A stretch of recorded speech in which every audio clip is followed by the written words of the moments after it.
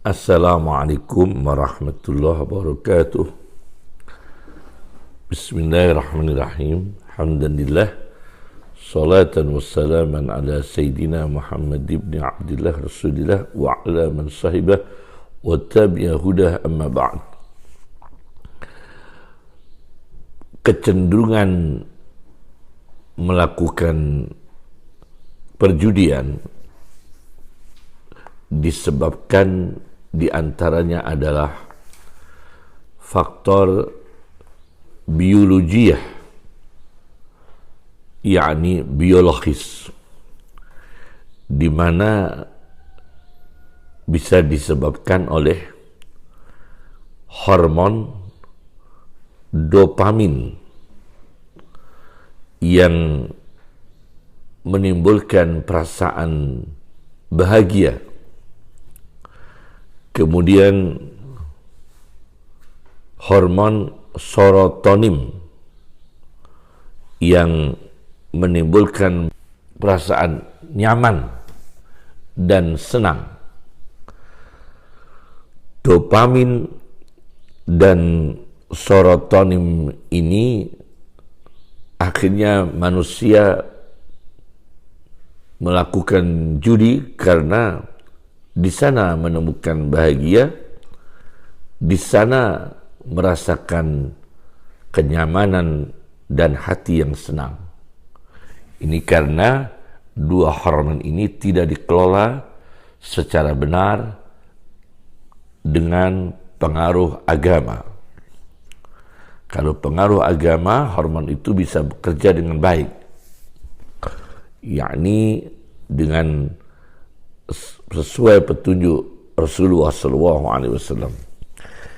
Yang kedua adalah faktor nafsiyah atau faktor kejiwaan, di mana bisa disebabkan oleh duhutat yaumiyah, tekanan-tekanan problem sehari-hari, kemudian iktiab, depresi, juga bisa menyebabkan manusia cenderung berjudi. Yang ketiga adalah faktor ijtimaiyah, yakni sosial, lingkungan, pengaruh pergaulan. Semua ini jelas harus dikendalikan dengan hidayah agama. Pertama, kami akan bahas hikmah-hikmah kenapa agama Islam mengharamkan perjudian dan apa hikmahnya. Di antaranya adalah saya baca dalam sebuah kitab, Tarbiyatul Aulad fil Islam, karya Abdullah Ulwan, di jilid 2 halaman 931. Di antaranya, perjudian menyebabkan runtuhnya rumah yang telah dibangun. Hadmil buyut li hadmil buyut al-amirah, dan kosongnya saku yang penuh dengan uang. Wa tafrikhil jujub al-mumtadi'ah, dan miskinnya, fakirnya keluarga yang awalnya kaya. Waftiqaril awail al-ghaniyah, dan terhinanya manusia yang sebelumnya orang yang terhormat. Wa idlalin nufus al-azizah, sebelumnya mulia kemudian menjadi hina akibat perjudian. Kemudian di antaranya adalah al-qimar yadfa'u sahibahu ilal ijram. Perjudian itu yang kedua mendorong manusia untuk melakukan tindak pidana kejahatan. Karena habis uangnya, maka dia akan menempuh jalan as-sariqah, pencurian, al-ikhtisab, yaitu perampasan, al-rishwah, dia menerima suap karena uangnya itu dipakai untuk berjudi al-ikhtilas, menjamret, mengkorupsi dan sebagainya. Yang ketiga, al-qimar yurisul qalaq, perjudian menyebabkan kegelisahan, wa yusabbibul marad, dan menyebabkan penyakit, terutama jiwa, bahkan akan membawa ke penyakit fisik. Nah, ini ditekankan di surat Al-Maidah ayat 91, innama yuridu syaitanu ayyuqi'a bainakumul adawata wal baghdha'a. Sesungguhnya setan menghendaki untuk menjatuhkan antara kalian semua, yaitu permusuhan dan kebencian, al-adawata wal baghdha'a fil khamri wal maisiri, dengan media khamr dan media perjudian. Orang akan bermusuhan, saling membenci, wa yasuddakum an zikrillahi, dan dengan sarana itu setan mencegah kalian dari ingat Allah, wa anis salati, dan mencegah kalian dari ingat salat, yakni manusia kemudian lupa Allah, lupa salat. Fahal antum muntahun, maka apakah kalian siap untuk berhenti dari sekarang, dan seterusnya. Nah, ini hikmah yang pertama tentang perjudian. Kemudian yang kedua, saya temukan suatu temuan analisa sebuah tafsir bahwa sama-sama kejahatan dan keburukan, penjudi lebih jauh dari Allah daripada peminum. Sama-sama ini keburukan, sama-sama perkara haram dan dosa besar. Penjudi lebih jauh dari Allah daripada peminum. Ini sebuah temuan saya baca di Tafsir Al-Manar. Tafsir Al-Manar saya punya cuma citaan lama, ya. Citaan lama saya punya Al-Manar. Ini di jilid 7 karya Rasyid Ridha, ya.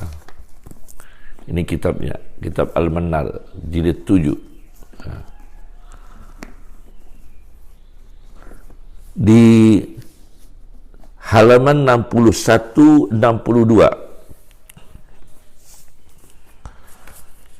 Rasyid Ridha mengatakan di dalam tafsir Al-Manar,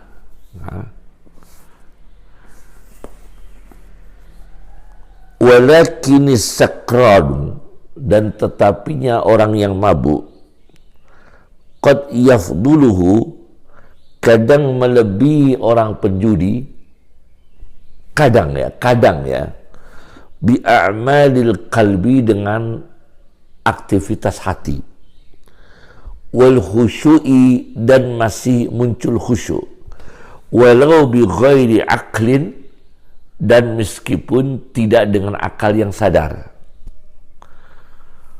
Fakam min sakrona, maka berapa banyak orang mabuk, yazkuru wa ta'ala, masih berzikir kepada Allah, wa yazkuru dzunubahu, bahkan dia mengaku dosa-dosanya. Ketika dia mabuk tidak sadar, diungkap kejahatannya, diinterogasi, ditanya, dia akan mengaku semua kekurangannya, menyebutkan satu persatu dosanya. Khina sakarihi, di waktu dia mabuk. Wa yabki, dia masih bisa menangis. Wa yad'u Allah ta'ala, dan ada pemabuk masih bisa berdoa kepada Allah, ayatuba alaih, agar Allah menjadikan dia bertobat dan menerima tobatnya. Kemudian Rasulullah bercerita, laqitu marratan sakranan fi ahadi syawari'il Qahirah. Aku pernah bertemu suatu ketika seorang yang lagi mabuk di salah satu jalan raya Kairo, Mesir. Fa'aqbala alayya, maka dia menghadap aku, yuqabbilu yadi, mencium tanganku, wa yabki, dan dia menangis, Wa yaqulu, dan dia mengatakan, ud'uha, doakan saya kepada Allah, li, untuk saya, ayat tuba, supaya Allah membuat aku bertobat, aliyah, membuat aku bertobat, minas sakari, dari mabuk-mabukan, wa yaghfirli, dan mengampuni dosaku. Nah, dia masih cerita, masih ingin tobat dalam keadaan mabuk. Ya. Nah, beda, ya,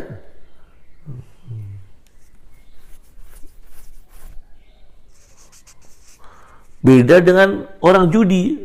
Nah, kalau orang pemabuk saja sholatnya tidak diterima karena Rasulullah, wa idza kana Allahu la yaqbalu sholatas sakran, dan apabila Allah tidak menerima sholatnya pemabuk, li'annahu la ya'qilu ma yaqulu wa ma yaf'alu, karena pemabuk tidak memahami apa yang dia katakan dan apa yang dia kerjakan, fahuwa bil aula la yaqbalu sholatal mughamir, maka Allah dengan analogi aulawi tidak menerima solatnya orang penjudi, apalagi penjudi, alladhi yaqifu baina yadayhi, yang berdiri di depan Allah, wa qalbuhu mashghulun anhu, dan hatinya tidak ingat Allah, disibukkan dari Allah, bima harramahu alaih, dengan perjudian yang diharamkan Allah,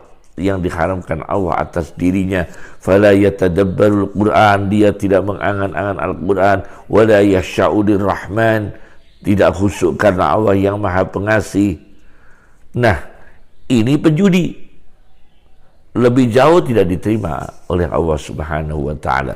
Ini analisanya Rasyid Ridho di dalam tafsir Al-Manar. Yang ketiga,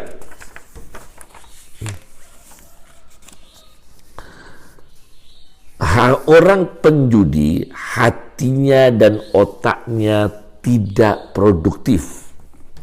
Hatinya dan otaknya tidak produktif. Saya baca dalam sebuah kitab As-Sunanul Kubra lil Baihaqi. As-Sunanul Kubra lil Baihaqi.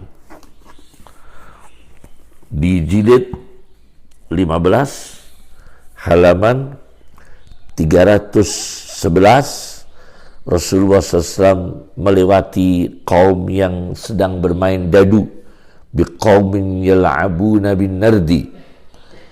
Apa kata Rasulullah SAW? Qulubun lahiyah, hati mereka ini hati-hati yang lahwun, bermain-main yang tidak berguna, lalai, lupa, hati yang lupa. Wa aidin amilah, tangannya bekerja tapi hatinya lupa. Wa alsinatun laghiyah, dan lidah-lidah yang mengucapkan omongan-omongan kosong yang tidak berguna, yakni hatinya tidak produktif, tangannya bekerja juga tidak produktif, lidahnya juga tidak produktif hal-hal yang baik, otaknya juga tidak produktif.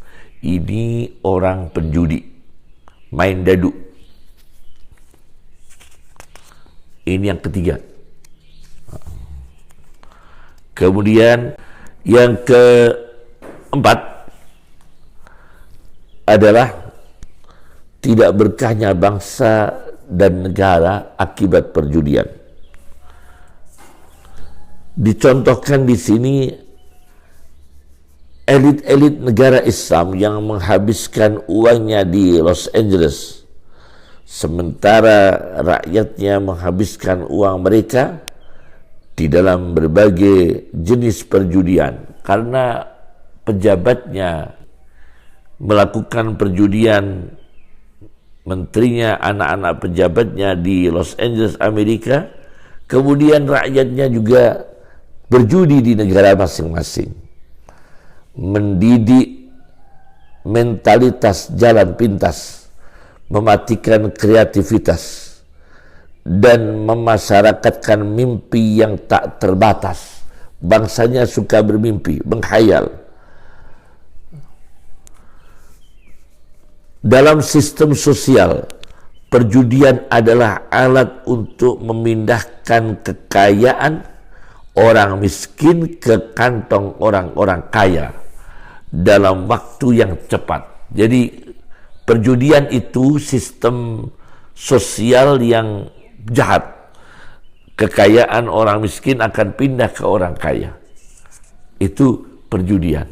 Maka kalau di negara itu perjudian tetap dilakukan, elektronik atau tidak elektronik, akan memiskinkan rakyatnya, akan menambah kekayaan orang-orang yang kaya. Yang kelima, perjudian mengakibatkan terjadinya bunuh diri. Kadang-kadang ada bunuh diri karena bersifat anomik, karena hilangnya nilai norma dalam masyarakat, dia malu, maka terjadi bunuh diri anomik. Tapi perjudian bisa juga karena kemiskinan, bisa juga karena terdorong anomik, dia melakukan bunuh diri. Saya baca dalam sebuah kitab, Hikmatut Tashri' wa Falsafatuh. Hikmatut Tashri' wa Falsafatuh, karya Ali Ahmad Al-Jurjawi. Ini orang Al-Azhar ini. Ali Ahmad Al-Jurjawi. Hikmatut Tashri' wa Falsafatuh. Di juz 2 halaman 143. Di sini beliau mengatakan wa innana aidan, dan sesungguhnya kita juga naro kasirina, melihat betapa banyak yang takhiruna, orang-orang yang melakukan bunuh diri, minal fakri, karena kefakiran dan kemiskinan, alladhi min akbari asbabihi al-qimar, dan kemiskinan dan kefakiran itu di antara penyebab yang terbesar adalah perjudian. Yang keenam,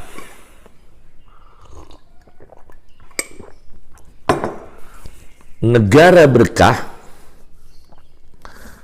daulat yang berkah tidak menerima pajak dari industri haram yang merusak iman, mental, kehidupan bangsa. Saya temukan dari sebuah kitab Al-Amwal. Al-Amwal karya Abu Ubaid Al-Qasim bin Salam. Di juz 1 halaman 64. Di sini diceritakan suatu ketika Adi bin Artot mengirimkan harta untuk pendapatan negara kepada pemerintahan Umar bin Abdul Aziz. Kemudian Umar bin Abdul Aziz ini menanyakan dari mana sumber uang ini. Kemudian Adi bin Artot yang di salah satu wilayah pemerintahan Umar bin Abdul Aziz mengirimkan surat, min usyuril hamri 4,000 dirham, dari 10 hamr 4.000 dirham. Nah, ternyata Adi bin Artot ini mengambil itu dari industri khamr. Maka jawaban Umar bin Abdul Aziz, saudara menyebut dari 10 khamr 4.000 dirham. Wa innal khamra la yu'ashiruha muslim wa la yashrabuha wa la yabi'uha. Khamr ini tidak boleh diambil 10 oleh orang muslim, tidak boleh diminum oleh muslim, tidak boleh dijual oleh muslim. Maka uang ini kembalikan pada industri khamr, kembalikan. Karena nanti pemerintah Islam tidak bersih mengambil sektor ekonomi dari industri khamr. Kembalikan uang itu. Ini uang haram.